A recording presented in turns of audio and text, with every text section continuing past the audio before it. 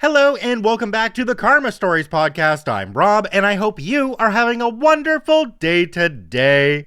Today I have 6 stories for you from the Tales from Tech Support subreddit. Make sure to follow us on your preferred podcasting platform, and if you're on YouTube, drop a like on this video and let's get our nerd on. This story comes to us from ndog4664, doing 12 hours of work in less than 7, or IBM fault.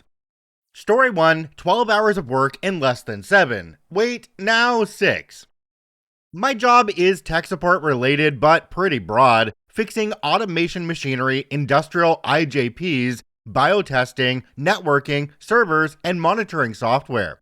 We start each day with a morning meeting. Time doesn't exist when you work nights, where we get worksheets for scheduled preventative maintenance and usually 15 minutes to prep before we handle reactive maintenance calls. I was told I was needed immediately because a critical piece of equipment preventing 2 machines from running had been down all day. The evening shift had nobody trained to handle it. Day shift, the team responsible for its preventative maintenance, was aware of the issue and apparently hoped I'd replace the broken part. Sadly for them, that wasn't going to happen. I was given 12 hours of work to do in 7 and just got handed more. Sounds like a day shift problem. Anyway, National Support approved hot swapping the equipment for a backup hot spare, and 1 hour later, the new one was installed, and the machinery was back up. Now, I had 6 hours left for 12 hours of work. Don't ask how that was done. Fast forward to the morning, and day shift started throwing a tantrum because I didn't do their job. Fun fact, the guy only had 7 hours to do about 4 hours of work. 3 days later, it still hadn't been fixed. Not my problem. This guy can't be pleased. He's mad if I touch his equipment and fix it, and he's mad if I don't fix it. Fun. Story 2, IBM fault. We all have that one person, you know, the one who shouldn't be trusted with anything more complicated than a toaster, and even that's questionable. I got called to a piece of machinery that kept locking up. I showed up to find the operator FaceTiming someone, not even looking at the computer, saying they had a jam. They kept pressing start repeatedly, hoping it would resolve itself. After removing everything shoved into the OCR camera and reinstalling the belt that had come off, it worked. Who knew? Story 3, the marriage between a KVM and a keyboard. My work, in their infinite wisdom, upgraded from Windows XP to Windows 10 and went from mechanical keyboards to membrane ones.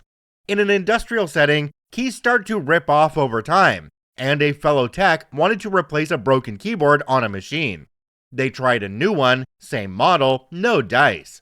Plugging directly into computers worked, but not with the KVM. They tried a new KVM, it still didn't work. At this point, they called me. First, I made sure I could reproduce the issue. After testing multiple keyboards with multiple computers, they worked directly, but not with multiple KVMs. Known good keyboards from other computers worked fine with multiple KVMs. I tested nearly 30 keyboards, all the same model number as those already in use. I'm still unsure exactly how to verify this, maybe someone can tell me, but from my research, all keyboards incompatible with the KVMs were manufactured on the same day.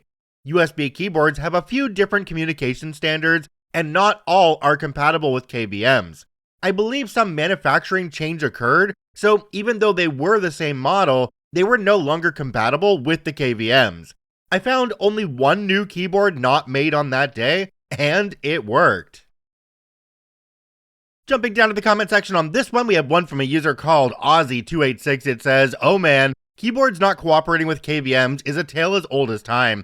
It gets real fun when it works when plugged in, but as soon as you swap computers, it stops working. Unplug and plug it back in, it works again until the next switch." OP responded and said, "I agree, they are fickle things, screen resolution being wrong, keys not working, and defaulting to an off input. They definitely are annoying." Another commenter down below called Glenn Marshall said, "You need some slack. Only do what one can reasonably do in the time allotted. In your spare time, find a better job." OP responded and said, "I'm hoping to get promoted soon. I was supposed to get promoted back in December, but management pissed off a guy who had seniority to me, so he retracted his rejection. The new job will require going to school for a year, but it pays well and has better hours. Might get the next one in April. It's mainly a desk job, so it will suck not physically fixing stuff anymore, but it's mainly T3 phone support, providing schematics and stuff. OP, I just want to say I have nothing but respect for the people that keep the machines running like you do, even if you're not appreciated like you should be by the people you work with. There are some of us out here that understand that you make these places run, that you keep these places running, and you're one of the most important people on the team. So keep your head up high.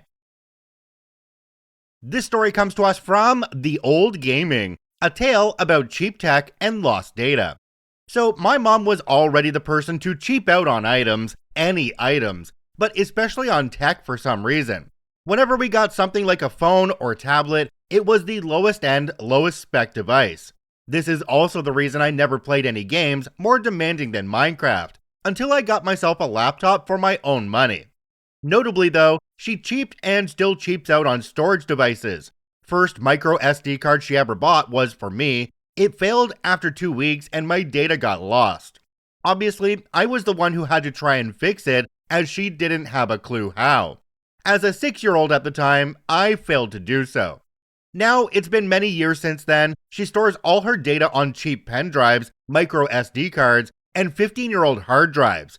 For comparison, I, on the other hand, bought a Seagate hard drive and some good quality micro SD cards.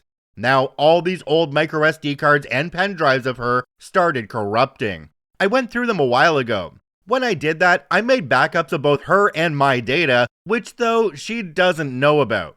This is not a tech support story yet, but I'm pretty sure it will be soon, as she realizes that all these drives aren't as good as she thought. Over everything, she values memories and photos, though buying a good quality device to store them on is obviously not worth it. I hope she will take a lesson out of it though, and stops cheaping out on storage that much, even though I don't care that much anymore, as these are her files and not mine. Why the heck am I ranting about this? You have no idea how much data, photos, and progress in games I've lost over the years because of this. Plus, I'm passionate about tech, so she expects that I will be able to fix it when it breaks. Well, yeah, I can fix a broken PC, but data recovery is a different story. Whether I should tell her about the backup, I'm still debating on, but I think it will be best to wait until she wants to look at the photos and learns her lesson. Jumping down to the comment section on this one, we have one from a user called That One Weird Guy. It says, "Sorry to tell you this, but when things go south and you fix them, the fact that you went through and made backups will be considered the reason all that stuff failed. So you won't be thanked, she won't learn a lesson, and you'll be voluntold to replace everything on your own dime." OP responded to this one and said, "Oh, this way. I doubt that, and if it somehow will, it's easy to explain in monkey terms why that is not the reason." Another commenter down below called Chiron84 said, "No backup, no mercy. If her stuff fails, let her sweat for a while. She will learn. Even my mom, over 70, learned the hard way that a phone is not a safe place to keep precious memories, and how to back it up." Yep, I definitely learned the hard way here that you need to have backups for data when I swapped out a power supply, and me not knowing the inside of computers very well, tried to use the same cable for the hard drive as the previous power supply. Yeah, I still haven't fixed that hard drive. It's still sitting in a drawer here and needs to be sent off for data recovery because it has like 8 years worth of photos on it. But anyway, I learned a lesson that day, and I hope that nobody else ever uses power cables from a different power supply with a new one, because it will create smoke and sparks. This story comes to us from SA Swiss. Naming conventions are important, but the names within them can cause frustration. Many years ago, I worked as a project manager for a company that built our own software as an extension of existing software.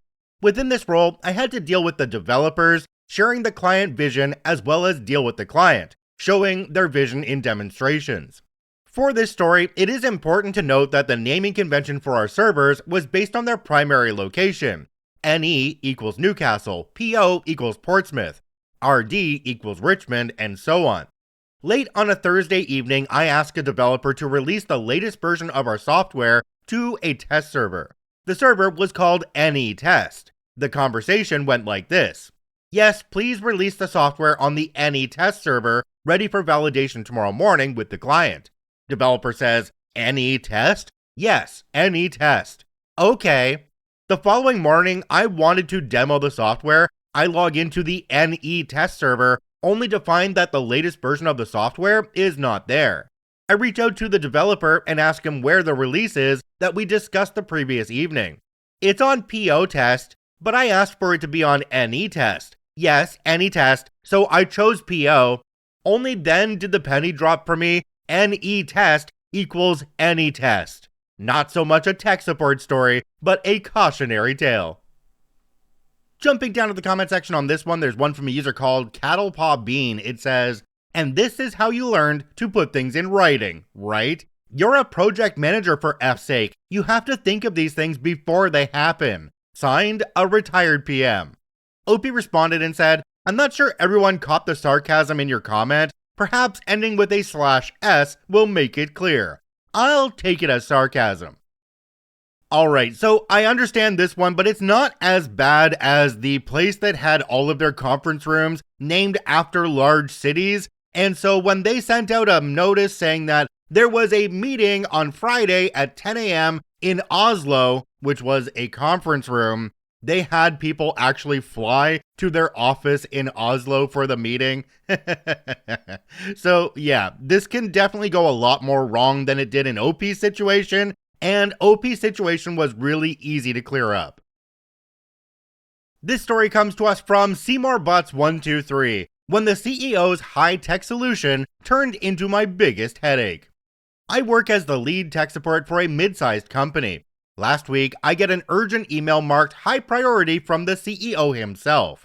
You know the type, big ideas, big energy, and very minimal patience. The email reads, we're upgrading security. I've ordered a state-of-the-art biometric system for all employee workstations. Make sure it's fully operational by Monday. This is critical for our new direction. Alright, sounds good. I'm thinking fingerprint scanners, facial recognition, maybe even retinal scanning. He is a bit dramatic. Fast forward to Friday, and the system arrives. It's not a biometric scanner. It's a bunch of USB-powered fingerprint padlocks. You know, the ones meant for backpacks and gym lockers. Now, I'm staring at these things like, okay, what's the plan here? But nope, he's adamant. It's innovative. We're locking down cyber threats one station at a time. Monday morning rolls around. I spend the better part of my day explaining to people how to secure their keyboards with tiny padlocks. The piece de resistance, the locks kept dying because he ordered the cheapest version possible, so they only worked while plugged in. Employees started tying them to their chairs with string so they don't lose them. By Tuesday, we had at least 3 people locked out of their desks and 1 person who broke the lock trying to reset it with a paperclip. The CEO, completely unfazed. He thinks it's part of the learning curve and is now looking into voice-activated staplers as our next innovation. Anyway, how's your week going? Jumping down to the comment section on this one, there's one from a user called Throwaway Old Guy. It says, I think the best solution is to implement those upgrades to the CEO and the rest of the important people first. Let them suffer the learning curve and growing pains firsthand, and you'll probably find that innovative technology disappears in short order. Another commenter down below called Evan was here said, why is the CEO buying anything? You need to tell the CEO that due to cybersecurity threats and other issues, testing of new software and hardware on specific test devices is a must before introducing it to employees. Basically, if the CEO sees something they want, send you a link to it and you investigate it and request a sample from the manufacturer. Alright, do you honestly think that the CEO from this story, who sounds like they don't really know what they're talking about when it comes to the tech world, is going to care if OP wants to check things out first? No. This is the kind of CEO that thinks their crap don't stink and everything they say is the way it should be. And that is the only way it's going to go. This story comes to us from Elegant Winner 6521. Can't you just automate it? Me explaining basic sysadmin database stuff to a client. We want the rights and permissions to be set globally for all users. Is there a setting you can change to update that? Sure, just set the defaults here. Okay, but in most cases, these rights need to be based on user role, like a director has higher level access than an admin assistant, or an accounts clerk needs access to payroll data. Is there a way to bulk update? Sure, just set based on job role here. Okay, but these can also vary based on division, user branch, region, etc. Is that possible to bulk update? Yep, you can just flag the rights based on each of those things. So an account clerk in Washington has different rights to an account clerk in Florida. Click here. What about for each individual right or permission? Can you bulk update those? So if we get a new thing, we can assign it to everyone based on all of those different scenarios? Yes, you can bulk update everyone. Just do it like this. Okay, but we've discovered that not everybody likes to operate in the same way. Can you bulk update that? What do you mean? Well, Ellie doesn't tend to do the timesheet authorization stuff, and Andy rarely ever checks his inbox. Can you automate that? What is the logic? Who gets what permissions based on what? Well, we just kind of know based on what people like to do. I'm afraid you're going to have to toggle those things individually. Ah, dramatic sigh. I just really thought there should be a way to automate those things. My least favorite word in software development is automate. Jumping down to the comment section on this one, we have one from a user called Action Lawyer Comics. It says, what are they even asking? To revoke Ellie's timesheet authorization access? Does that even make sense? OP responded and said, usually they're asking for some functionality that can automatically handle some extremely rare, unlikely, and trivial scenario. Maybe a better example would be when they ask something like, can the system automatically reassign Ellie's timesheet authorization rights to Steven in the event that she is on holiday, and there's a power outage in the office and a wildfire on the West Coast all at the same time? Like, geez, Carol, this isn't the Pentagon. Does anybody else think it's funny that the people up in management get really disappointed when you get to the end of your system capabilities and the true answer to what they want done is, haha, yeah, you actually have to start managing your people. Do it. If you enjoy daily Reddit stories, I ask you to follow and give us a rating on your podcasting platform of choice. And if you're on YouTube, please hit that subscribe button and drop a like on the video. It really helps us out. I thank you for watching and listening. I hope you have a wonderful day, and we'll see you tomorrow.